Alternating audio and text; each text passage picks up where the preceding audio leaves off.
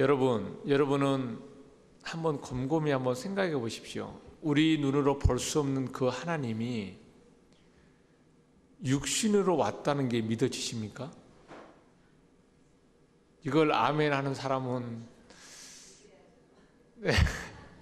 그러니까 여러분, 신앙생활은요 관념이 아닙니다. 한번 곰곰이 한번 생각해 보세요. 그 절대자, 그 창조주, 우리가 감히 볼 수 없고 만날 수 없고 그 손으로 만질 수 없는, 볼 수 없는 그분이 육신으로 왔다는 겁니다. 이게 믿어지나요? 믿어진다면 이게 사실 이상한 겁니다. 믿어. 이렇게 하는 거 스스로 그렇게 생각하고 싶은 겁니다. 안 믿어지니까 믿는다고 말을 하는 거예요. 이게 믿는다라는 게요, 이게 기적입니다, 이게. 자, 그러면, 지금 주변에 보니까 많은 어떤 역사적인 경험이라든가 눈에 보이는 이슈, 요즘 뭐 보면은 어디 배옷인가요? 배옷에 수의가 발견됐는데 그 수의에 피가 묻었다라는 거예요. 그래서 그 피를 검사를 딱 해보니까 남자의 염색체가 없다라는 거예요. 오로지 여성의 염색체로만 이루어진 그 피라는 거예요. 그럼 누구밖에 없어요? 예수밖에 없다라는 거예요. 그래서 그 예수님의 수의라는 거예요. 그리고 이것은 이제 뭐 공론화되지 않는 사실인데, 이스라엘에서 법궤를 발견했는데 그 법궤에 그 피가 있는데 그 피를 묻어가지고 또 검사하니까 거기서도 남성의 염색체가 발견이 안 됐다는 거예요. 그래서 예수의 탄생은 사실이다, 예수의 죽음은 진짜다. 여러분, 눈에 보이는 걸로 백날 얘기한다고 한들 이 말씀을 통해서 그 예수 그리스도의 탄생을 알지 못하면요, 그것은 믿는 게 아닙니다. 왜요? 그것은 다 가설입니다. 사람들의 학설이고 역사적인 추정이고 어떤 과학적인 그 가설일 뿐인 거지, 주장일 뿐이지, 그게 우리가 예수의 탄생을 했다라고 정확하게 말해줄 수 있는 근거는 아니라는 겁니다. 그러면 우리가 볼 수 없고 알 수 없는 그 하나님을 육신으로 왔다는 것을 어떻게 할 수 있냐라는 거예요. 이거 외에는 알 길이 없습니다. 이게 기준이 되지 않고서 아는 것은 다 뭐가 되는 겁니까? 제가 감히 말씀드리지만 짝퉁입니다. 근데 짝퉁이 나쁜 겁니까? 아닙니다. 짝퉁 때문에 진품이 있다는 걸 아는데 짝퉁이 나쁘지가 않다라는 것입니다. 단, 그 짝퉁에 머물러 있으면 안 된다라는 것입니다. 역사적이고 과학적이고 눈에 보이는 게 좋아요, 다 그렇다 쳐요. 그게 모든 것들이 이 말씀으로 기준되지 않으면 그건 한낱 사람들의 입에 오르고 내리는 이슈, 기사거리밖에 되지 않습니다. 자, 오늘 그래서 이 마태복음 2장을 제가 말씀을 선정을 했는데, 이 1절부터 2, 3절이 긴 이 말씀을 읽었는데 저에게는 상당히 넓은 범위의 말씀입니다. 하지만 이 2장의 이 말씀에 예수님의 탄생 기사가요 정확하게 기록되어 있습니다. 단순히 하나님이 우리를 구하러 이 땅에 와셨어, 기뻐해, 할렐루야, 뭐 메리 크리스마스, 이런 개념은요 진짜 지극히 기초적인 신앙생활의 첫걸음입니다. 거기에 머물러 있으면요 어떻게 될지 모르는 겁니다. 자, 그러면 오늘 읽었던 이 마태복음 2장의 가장 중요한 게 뭐가 나오냐면은 4번의 구약 성서에 인용해야 하는 인용 구절이 4구절이 등장합니다.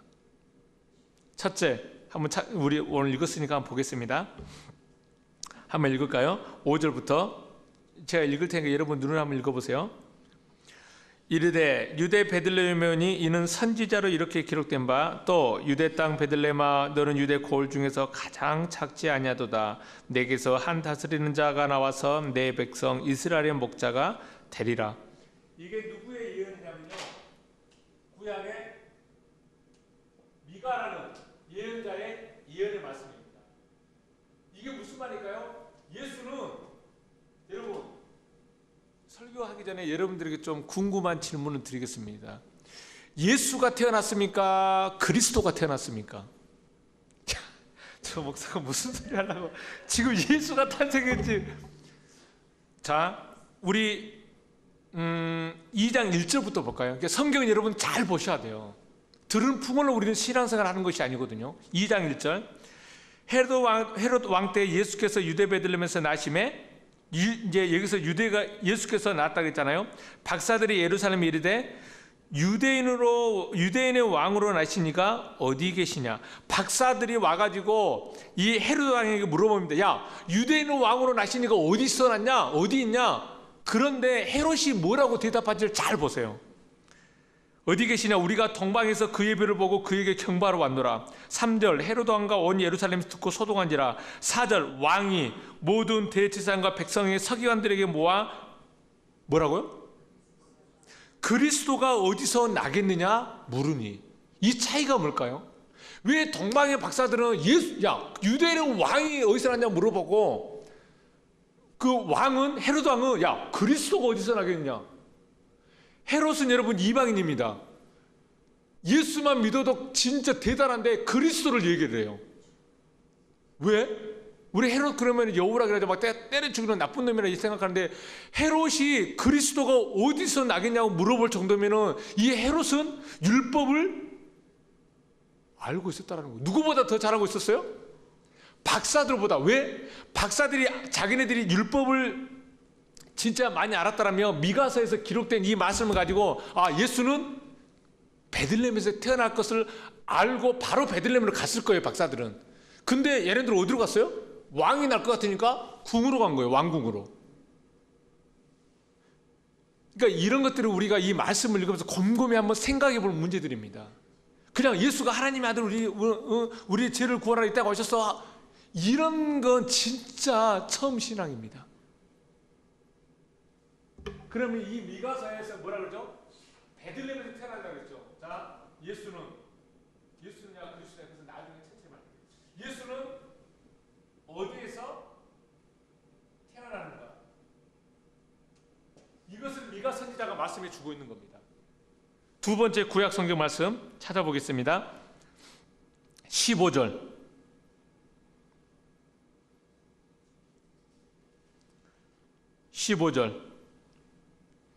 헤롯이 2장 15절입니다. 헤롯이 죽기까지 거기 있었으니 이는 주께서 선지자들을 통하여 말씀하신 바 애굽으로부터 내 아들을 불렀다 함을 이루려 하심이라.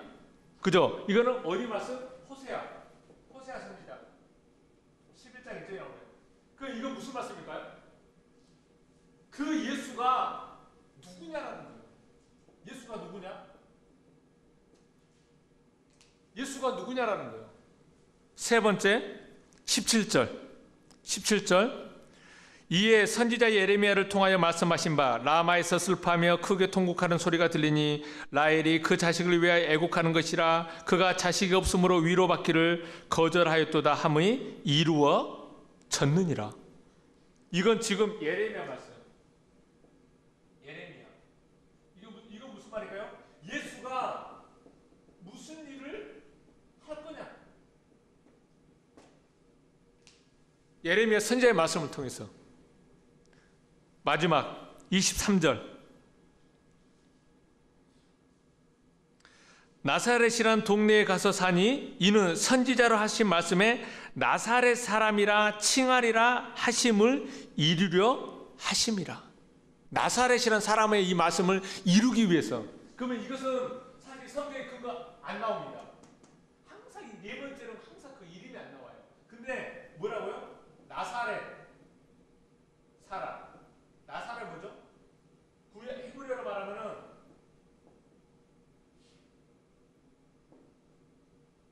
나지리. 그러니까 쉽게 우리 한국어로 말하면 나시리. 이 단어가. 나시리가 뭐죠? 나시리의 뜻이? 처음부터 끝에까지 거룩한 사람이에요. 구별된 자. 그러니까 예수는 어떤 상태냐? 어떤 상태로 일을 하냐? 그러니까 이 네 가지 예언, 구약의 사실 이 네 개의 구약 예언은 이 말씀이 사실 구약의 모든 예언자들의 말씀을 가지고 오는 겁니다. 왜? 구약의 모든 말씀은 누구를 얘기하고 있기 때문에 예수를 말하고 있기 때문에. 그러면 그 예수가 어디서 태어나고 그 예수가 대체 누구고 그 예수가 와서 무슨 일을 하고 그 예수가 어떤 상태로 있냐라는 겁니다. 이걸 알아야만 우리가 예수의 탄생을 말할 수 있는 거지. 여러분들이 다 부모님 입장인데 생각해 보십시오. 자식을 줬어요. 그러면은 우리는 좋지만 그 아들을 보낼 수밖에 없는 그 아버지의 마음 어떨 것 같습니까? 하나님은 전능하니까 그런 마음쯤이라도 그럼 우리는 이거 안 봐도 돼요. 하나님이 다 하실 건데 하나님이 전능하고 하나님은 사랑인데 그렇게 이거 볼 필요 뭐 있어요? 마태복음 하나만 딱 먹고 무조건 예수 믿으면 되는 거지. 그러니까 그 아버지의 마음, 그 예수를 통해서 이 아버지의 마음을 지금 우리가 모르고 있는 거지. 그냥 좋아 할렐루야 여러분 한 걸음 더 나가셔야 된다는 것입니다. 뭘 통해서? 말씀을 통해서. 그래서 이거 얘기하려면 사실 몇 달 해야 되기 때문에 오늘 최대한 딱 하나만 할 겁니다. 하나. 예수가 어디서 태어났나? 이것만 하겠습니다. 이거 하면 또 설교 좀 길어지니까 또 오늘 여러분 또 일찍 끝나고 또 가족끼리 또 희주는 남자친구도 없으면서 왜 이리 웃어? 좋은 시간 가족들 그 시간 가져야 되기 때문에 짧게 간단 명료하게 딱 한 2시간만 하여튼 최대한 짧게 설교하도록 하겠습니다. 자, 우리 2장 1절을 먼저 볼까요? 그 말씀 들어가기 전에요. 여러분 또 설교하기 전에 자꾸 이제 궁금증을 드리는 거 여러분은 좀 한 번쯤 생각해 보셨을 거예요. 보세요. 하나님이 우리를 세상 사람을 사랑해서 인류를 사랑해가지고 자기 아들을 딱 보내주셨죠. 근데 그 예수가 이 땅에 태어남으로 말미암아 몇 세 이하? 2세, 2세 이하의 모든 어린이들이 어떻게 됐어요? 다 죽었잖아요. 헤롯이 다 칼로 베어버렸잖아요. 그게 그러면 세상을 사랑하는 하나님의 사랑인가요? 그러면 죽이려면 죽고 건진 사람 건진다고? 그럼 거기에 대해서 우리는 뭐라고 말해야 됩니까? 하나님의 뜻이 있겠지. 하나님 뜻이 있으면 우리 이거 어떻게 이렇게 할 필요 없지. 하나님 뜻이 있다는데. 그렇게도 하나님 뜻, 이렇게도 하나님 뜻인데. 그 핏덩이 진짜 저 애기 지금 한 며칠? 40일 됐나? 셋째 태어난 지? 그런 핏덩이들을 죽이면서까지 우리를 사랑한대 하나님이. 그게 하나님 사랑입니까?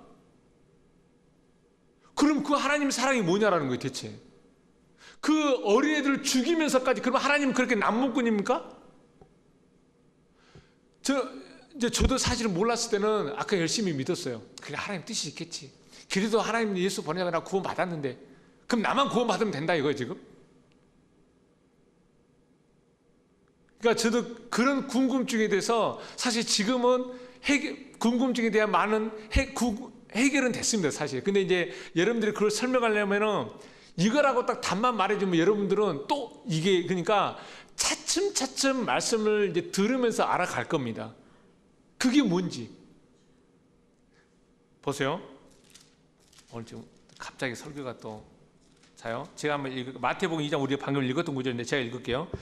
이에 선지자 예레미야를 통하여 말씀하신 바 라마에 슬퍼하며 크게 통곡하는 소리가 들리니 라헬이 그 자식을 위하여 애곡하는 것이 그가 자식이 없음으로 위로받기를 거절하였도다. 이 라헬이 누굽니까? 애굽이 아니라 야곱의 두 번째 세컨드 분입니다.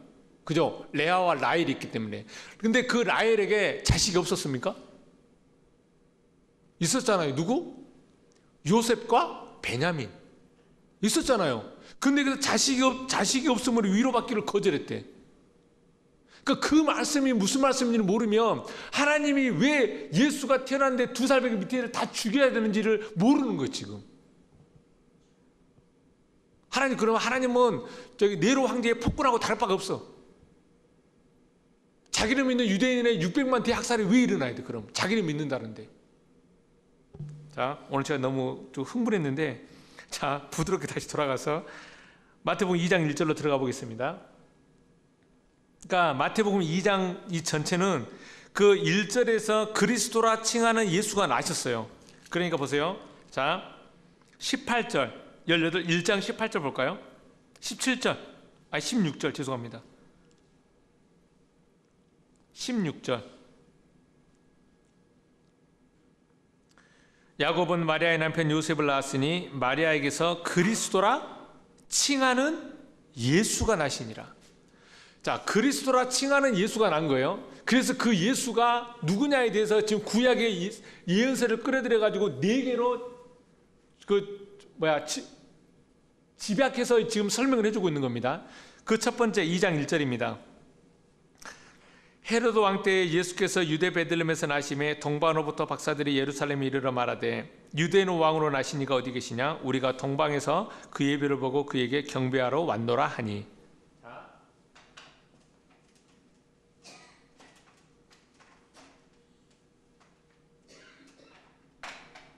자, 언제 때요? 헤로드 왕 때. 영국에 가면 헤럴드 백화점이라고 있습니다. 진짜 아주 비싼 거만 파는데 저도 가서 구경만 했습니다. 뭐 물건은 못 사고 그거 하나 사려면 우리 집 팔아야 되겠다. 지금인데. 이 헤롯 왕 때. 자, 이걸 잘 보셔야 돼요. 헤롯 왕 때 누가 태어났다고요? 유대인의 왕이 태어났다는 거예요. 자, 예수가 태어났지. 그 성경을 있는 그대로 보자고요. 헤롯 왕 때에 유대인의 왕이 태어났다는 거예요. 유대인의 왕. 자, 그럼 이게 무슨 말일까? 제가 그냥 쉽게 풀을게요. 이 헤롯이라는 이 단어가 히브리어로 어떤 뜻이냐면 형상, 모양, 영웅. 보세요. 우리 영웅이라는 게 뭐예요? 붕 떠 있잖아요. 어떤 형상이잖아요. 이수신 영웅이지만은 그려지는 형상, 모양. 이 단어가 헤롯이라는 단어입니다. 그럼 유대인은 무슨 뜻이고 유대는 우리가 하나님을 찬양한다 그러는데, 자, 찬양한다고 하는데 성경에서 유다 지파에서 누가 나오죠? 유다 지파에서 이스라엘 구원할 구원자가 유다에서 나온다는 거예요. 그럼 이게 유다 지파에서 구원자, 다시 말하면 누가 나온다는 거예요? 실체 누구? 존재, 실체가 나온다는 거예요. 우리를 구원할 그 구원자가 나온다는 거예요. 그럼 이게 무슨 말이죠? 자, 형상, 모양, 영웅. 우리에게 지금 형상, 모양, 영웅. 우리의 눈으로 지금 보여지는 거죠? 성전이잖아요. 그러면 이걸 가지고 우리는 뭐가 나타내죠? 이 실체. 여기서 누가 나는 거예요? 그리스도라 칭하는 예수가 나는 겁니다. 그러니까 예수가 난다 그러는 것도 맞고 그리스도가 났다는 말도 맞는데 그 말의 뜻이 무슨 말인지를 모르고 사용하잖아요. 그럼 그건 뭐가 될 것 같아요? 그 연불이요. 주문이고. 그러니까 주님 가르치신 주기도문에 진짜 그 기도가 뭔지 모르면 이건 뭐가 되는 거예요? 주문이 되는 거라요. 예배 끝나고 시작할 때마다 달달달이 온다고 주기도문이 되는 게 아니에요. 그러면 우리는 불교 연불에 오는 거 다를 바가 없습니다. 그게. 자, 그래서 지금 2장 1절을 제가 간단히 설명해 드리는 겁니다. 2장 1절과 2절은 자, 헤롯 왕 때에 유대인의 왕이 나타나야 된다는 거예요. 지금 그것을 2000년 전에 그 예수의 실제 그 탄생을 우리에게 지금 보여주고 있는 겁니다.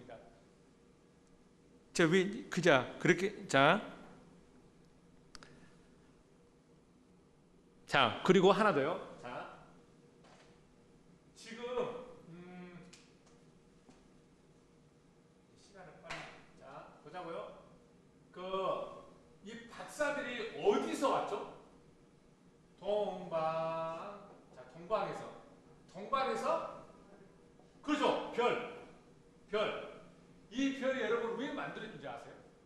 이건 좀 히브리어를 공부해야 되는데 하나님이 우리에게 이럴 것입니다. 그러면은 우리가 하나님께 이렇게 가는 겁니다. 그러면 다윗의 별이 되는 거예요.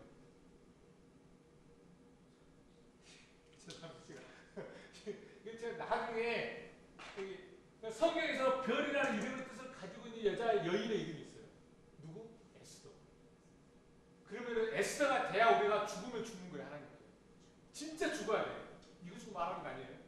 말씀을 하세요. 자, 그러면 봐요. 이 동방의 박사들이 여기서 이 동방은 어디로 말하냐면요. 성경적으로 말하면 어디로 가야 되냐면 창세기 2장 10절로 가야 돼요. 왜? 하나님이 동방의 에덴에다가 동산을 창설했잖아요. 그럼 그 동방이 뭔지 알아야 돼요. 동방. 해 뜨는 나라 동방. 그런 의미가 아니고 이 동방이라는 게. 자, 자, 그러면 봐요. 이 동방 지금 여기서 말하는 동방은 어디를 말하냐면은 바벨론 지역을 말합니다. 동방에 바벨론 지역. 자, 그러면 자, 곰곰이 한번 생각해 보자고요. 바벨론이라는 나라가 자요. 제가 간단히 설명해 드릴게요. 여러분 뭐 그림 많이 보셨으니까 알죠? 이거 뭔지 우리 성도들 다 알 거예요. 이거 뭐죠? 갈릴리, 요단강, 사해, 이스라엘, 애국, 홍해, 시내산, 아모레, 암몬, 모압, 에돔, 족속. 그러니까 여기가 바벨론. 바벨론을 이제 포로로 갔다가 다시 오잖아요. 자, 그러면 자, 여기서 동방의 박사들이 여기서 별을 보고 딱 오잖아요. 왔어요. 왔어요. 왔는데 여기까지 딱 왔는데 지금 성경으로 보면은 이 동방의 박사들이 별을 놓쳐버렸어. 왜? 별을 놓쳐버렸으니까 어디로 왔어? 왕궁으로 갔지. 그 별이 계속 있어서 베들레헴까지 왔었을 때 별을 놓친 것 같아. 지금 그 얘기입니까 지금 이게? 아니 여기서부터 별을 봤을 정도면 여기까지도 그 별을 봤어야지. 그러니까 이런 것들이 우리가 생각해봐야 된다니까. 그 별이 뭐냐는 별이. 별. 그러니까 지금 그냥 그런 얘기 자세히 하려고 하는 것이 아니라 지금 자요 동방의 박사들이 별을 보고 왔잖아요. 근데 이스라엘에 와가지고 그 별 그때 이스라엘 딱 들어주가 별으로 사라집니다. 그리고 얘네들이 자기가 이제 왕으로 하니까 왕은 당연히 이들 생각하기 어디서 태어난다 생각해? 산부인과. 그러니까 산부인과로 간 거예요. 베들레헴이 아니라 그때는 왕궁이었겠지. 왕궁으로 간 거라니까요. 자, 그러면 이게 좀 생각을 해야 돼요. 자, 성경에서 이 동방과 박사라는 건 의미가 있습니다. 자, 우리 박사는 뭐가 박사죠? 모든 거 다 알아. 하여튼 만물 박사야. 모든 거 박사잖아요. 성경에서 이 박사라는 신분을 가지고 있는 사람이 있습니다. 누굴까요? 누구요? 아니요. 바울은 아니에요. 바울 이름은 비슷하네. 다니엘. 자, 성경 구절 한번 찾아보겠습니다. 제가 지금 자 다니엘서 1장 17절.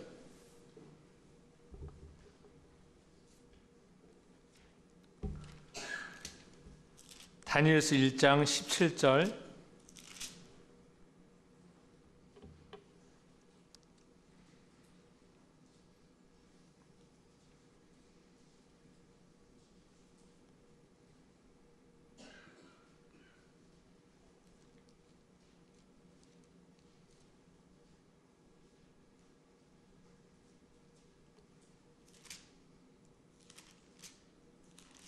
잠시만요.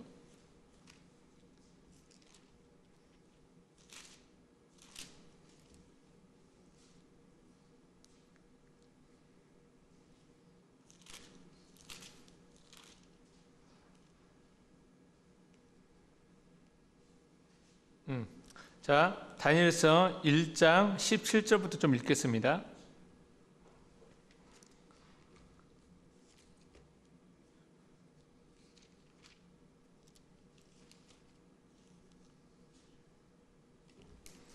자, 하나님이 이 네 소년에게 학문을 주시고 모든 서적을 깨닫게 하시고 지혜를 주셨으니 다니엘은 그 모든 환상과 꿈을 깨달아 알더라. 자, 보세요 여러분.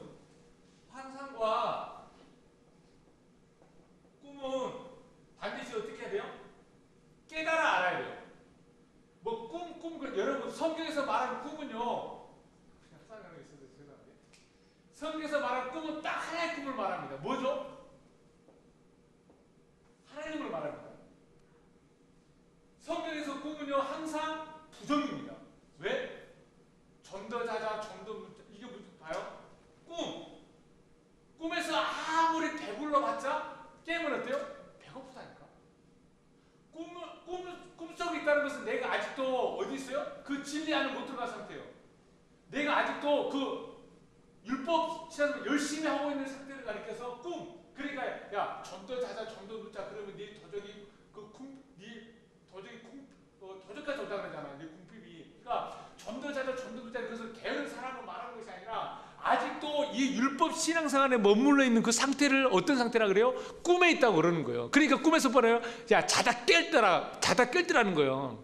그러니까 깨라는 거예요. 일어나라는 거예요. 깨어나라는 거예요. 지금 그걸 얘기하지, 우리가 했던 뭐 그 꿈을 만들어 가지고 하나님이 그거 해주지. 아니, 하나님은 그거 관심 없어. 하나님은 그것은 여러분들이 실력 있으면 하면 되는 거예요. 여러분들이 열심히 공부하고 준비하고 사람 잘 만나잖아요. 그럼 그 일은 되는 겁니다.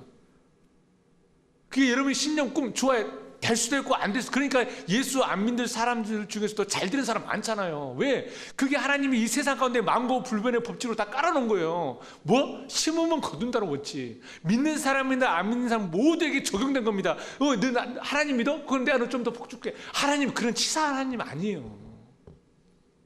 근데 딱 하나, 세상에서 뭐만 못 심고 뭐만 못 거둔다고요? 생명. 그 생명은 어디서 심고 어디서 거두죠? 여기서만 생명을 거두고. 그러면 사람들이 이 말씀이 생명, 여기서만 생명 있는데 사람들이 이 말씀 안 볼 것 같습니까? 근데 지금 다 섞어놨어. 뭐가 말씀이고 뭐가 진리고 뭐가 은혜인지 몰라. 하여튼 여기서도 열심히 해야 되고 세상도 열심히 해야 되고 아주. 그래서 이 다니엘서 읽었죠? 죄송합니다. 제가 좀 다니엘서. 그러니까 자 보자. 1장에 그 얘기를 하잖아요. 1장에 모든 환상과 꿈을 깨달아 알리라. 그러니까 다니엘이 그렇게 깨달아 알았다는 것입니다. 자, 그리고 18절부터 다니엘서 1장 18절. 왕이 말한 대로 그들을 불러들일 기한이 찼으므로 환관장이 그들을 느부갓네살 앞으로 데리고 가니 왕이 그들과 말하여 보매 무리 중에 다니엘과 하나냐와 미사엘과 아샤라와 같은 자가 없으므로 그들을 왕 앞에 서게 하고 왕이 그들에게 모든 일을 묻는 중에 그 지혜와 총명이 온 나라 박수와 술객보다 10배나 나온 줄 아니라 다니엘은 그 고레스 왕 원년까지 있으니라. 여기서 이제 다니엘이 여기서 이 박수라는 단어 있잖아요. 이 단어가 히브리어로 박사라는 단어입니다. 헬라어를 번역을 하면.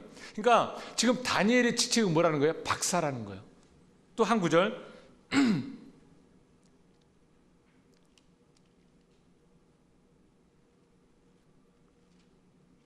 자, 2장 1절 계속해서 읽겠습니다. 느부갓네살이 다스린 지 2년이 되는 해에 느부갓네살이 꿈을 꾸고 그로 말미암아 마음이 범민하여 잠을 이루지 못하니라. 느부갓네살이 꿈을 꿨어요. 근데 그 꿈을 해석해 줄 사람이 없는 거예요. 근데 느부갓네살이 뭐라고 물어본지 아세요? 야, 내가 이 꿈을 꿨는데 이 꿈을 해석해 줘. 그런 얘기가 아니고, 야, 내가 어떤 꿈을 꾸었고 그 꿈이 무슨 뜻인지 이 두 가지를 해석을 하랍니다. 만약에 내가 무슨 꿈을 꾸면 그거 갖다가 막 여기 붙이고 저기 붙이고 붙일 텐데 그것조차도 얘기 안 했어요. 근데 이걸 말한 사람이 누구죠? 다니엘이에요. 다니엘. 자, 그래서 2장 11절.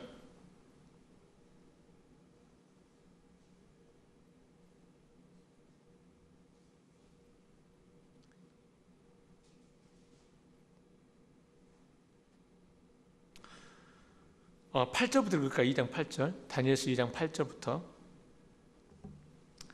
자, 왕이 대답하여 이르되 내가 분명히 하노라. 너희가 나의 명령을 내렸음을 보았으므로 시간을 지연하려 함이로다. 너희가 만일 이 꿈을 내게 알지 아니하면 너희를 처치할 법이 오직 하나이니 이는 너희가 거짓말과 망령된 말을 내 앞에 꾸며 말하여 때가 변하기를 기다리려 함이라.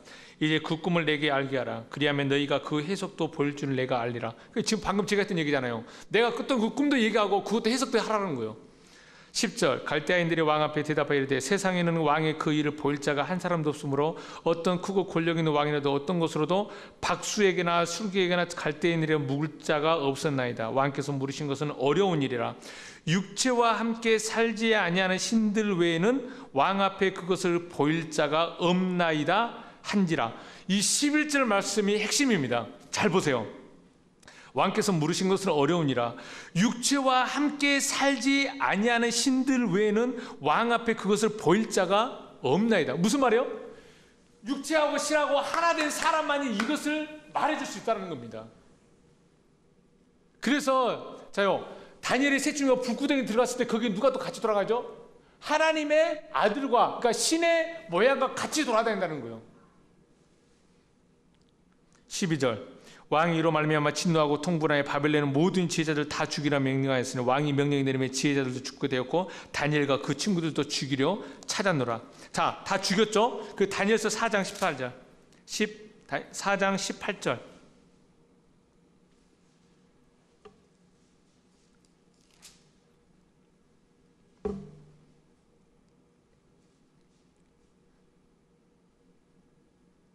4장 18절 이제 그 다니엘의 꿈을 다 해석해 줍니다. 설명해 주고 이렇게 얘기합니다.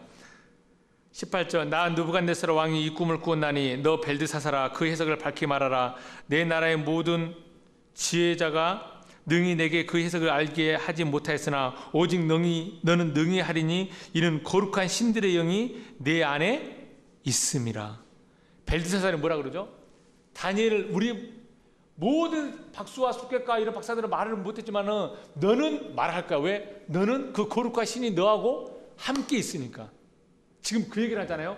그러니까 지금 쉽게 해서 박사라는 것은 뭘 박사냐고 말하냐면은 이 하나님이 준 환상과 꿈을 말해줄 수 있는 사람. 다시 말하면 하나님의 진리, 영생, 생명 그것을 말해줄 수 있는 상태를 가리켜서 뭐라 그러다고요? 박사라 그러는 거예요.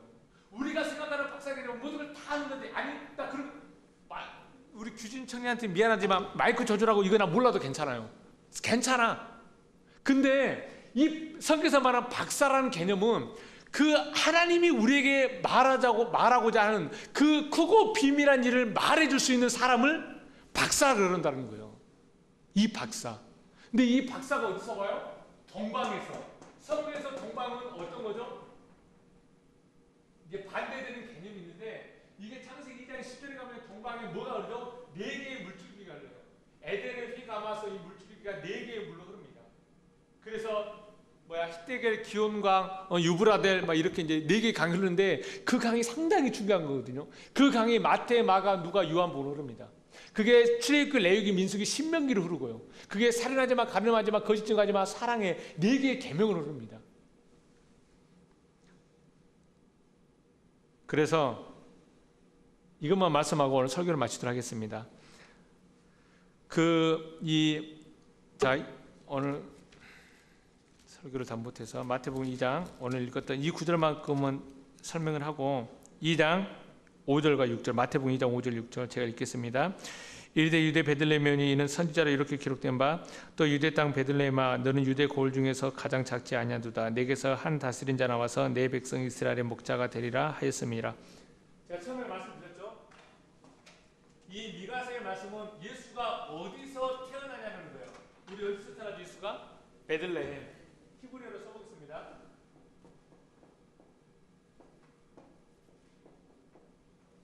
베이트레헴. 그래서 베이트 이거 뭐죠? 집이라는 거예요. 이게 영어로 뭐냐면 바이트 있죠. 1바이트, 2바이트, 4초, 5바이트 해가지고 지금 뭐 메가바이트 뭐 이러는데 이게 이런 거 이게 집이라는 뜻이에요. 집. 그래서 베들레헴 집. 레헴이 무슨 뜻이죠? 우리 지금 왜? 무슨 집? 우리 뭐 했잖아요. 지금 끝나고 먹으려고. 뭐 했죠? 떡 있잖아요. 떡. 그래서 레헴으로 우리 뭐라 그래요? 떡집이라는 거예요. 그래서 예수는 어디서 나왔어요? 떡집에서 태어났대요. 근데 사람들이 다 여기까지 말죠. 네. 교회는 너무 좀 이상이고 지금 그래서 예수는 떡집이래. 그래서 요한복음에서 뭐라 그래? 예수가 내가 하늘에서 내려온 산떡이라는 거예요. 그죠? 분명히 그랬죠? 자, 그러면 사람들이 여기까지 말고 있죠. 이 레헴이라는 이 떡이 명사인데, 자 보세요. 그래서 예수는 떡집이 태어났대. 한 단계 먼저 가자고요. 자, 이 레헴이라는 단어를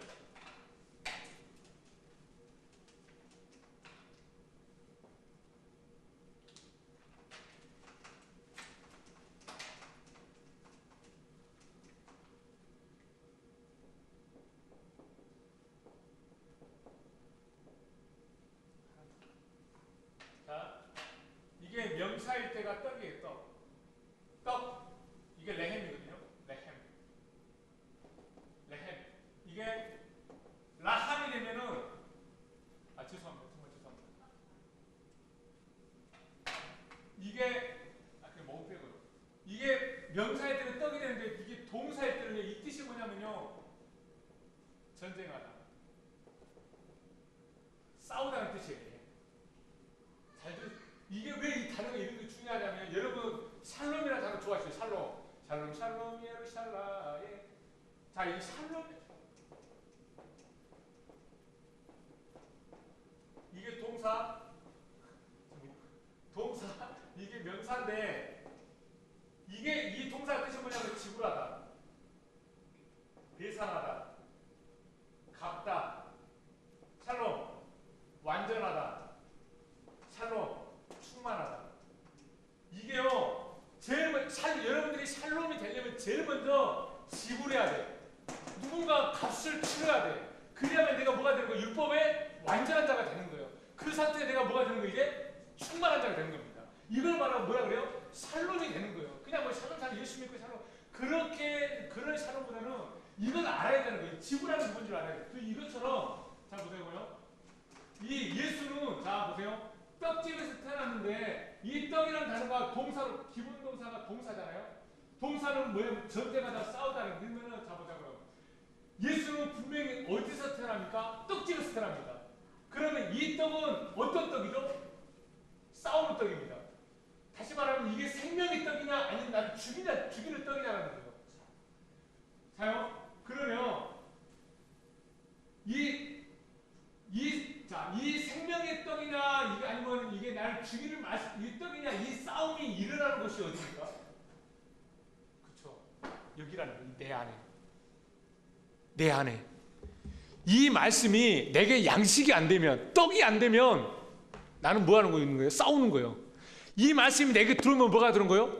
평안이 오는 거예요. 끝나는 겁니다. 그럼 예수는 어디서 태어나대요, 여러분? 그렇지, 내 안에서. 제가 원어 공부를 시작하면서 2년 전에 국민일보에서 나온 에크하르트라는 영성신학자의 기사를 봤습니다. 그분이 그때 당시 이 말을 했었어요. 모든 사람들의 마음에는 하나님의 아들이 태어나야 한다. 제가 공부하는데 너무 이게 도움이 되는 거예요. 국민일보에 그것도 기사가 실렸어요. 맞아. 모든 사람들의 마음에는 하나님의 아들은 잉태해야 된다는 거예요. 낳아야 된다는 거예요. 예수를. 자, 여러분, 문근희 집사님이 희주를 낳았어요. 어디서? 마국간에서. 그러면은 희주를 짐승들이 먹는 구유에다가 넣을 것 같아, 안 넣을 것 같아요? 안 놓지. 내가 추워도 내 옷 벗어가지고 내 해가지고 이러고 있지. 어디 짐승의 냄새나는 말구에다 넣어요. 그래, 안 그래요? 넣을 사람 있습니까? 그럼 그게 무슨 말일까? 왜 예수를 말구에 넣었을까? 이게 말구야. 이게 예수가 들어갔어. 이게 예수야. 누웠어. 말구요. 왜? 말구유는 뭐죠? 짐승들이 먹는 밥통이요. 잘 들으세요. 성경에서는 뭐가 짐승이죠? 개, 도, 이런 거 말하는 거야. 성경은 진리, 그 진리를 모르는 상태, 진리가 없는 상태를 이거라 말해요. 그러면 우리가 그런 자들이었어요. 우리가 예수가 오기 전에는 진리를 전혀 몰랐던 자들이었어요. 그러니까 마가복음 예수님이 짐승과 같이 광야에 있었다 그러잖아요. 평범하고 하이에다 같이 있었다는 것이 아니라 진리를 모르는 자들과 같이 있었는데, 거기에 예수가 와가지고, 자, 그걸 잘 짐승이라고 그러고, 자, 이게 밥그릇이에요. 무슨 밥그릇? 짐승의 밥그릇이 말구유가. 근데 그 짐승의 밥그릇에 그 양식으로, 그 떡으로 뭐가 왔어요? 예수가 왔잖아요. 그러면 예수가 육체적인 예수는 없으려 그랬죠. 그럼 우리에게 남아있는 그 예수는 뭐가 남아있어요? 예수의 말씀. 예수가 했던 말씀. 그 하나님이 육신을 입고 오셨던 그 말씀. 그럼 우리 그 말씀을 믿어야 되는 거 아닌가요? 그 말씀으로 하나님이 있다고 우리가 알 수 있는 거 아닌가요? 그러니까 말구이 줬는지 안 줬는지 모르지. 어떻게 알아요, 그것을. 하지만 성경은 그 우리에게 온 산에서 내린 산떡, 산 양식, 그 말씀을 우리들의 양식으로 줬다는 거예요. 예수가 살이고 예수가 떡이고 예수가 내 양식이라는 거예요. 아멘. 너무 잘해주셔가지고. 그러니까 오늘 여기까지만 하겠습니다. 여기까지만 하고, 자, 그래서 말씀을 결론 짓겠습니다. 예수는 2000년 전에 그 이스라엘에서 태어난 그 예수를 메리 크리스마스 환영하고 그렇게 막 한다고 해서 예수 태어난 것을 아는 것이 아니고 축하 행사하고 뭐 한다고 해서 그 하나님을 예배하는 것도 중요하지만 그것보다 더 필요한 것은 이 말씀을 통해서 그 하나님이 육신을 입고 이 땅에 오셨다는 것, 그걸 이 말씀으로 알지 못하면 그 하는 모든 것들은 기초적인 신앙생활에 불과하다는 겁니다. 뭐 좀 안 해도 괜찮습니다.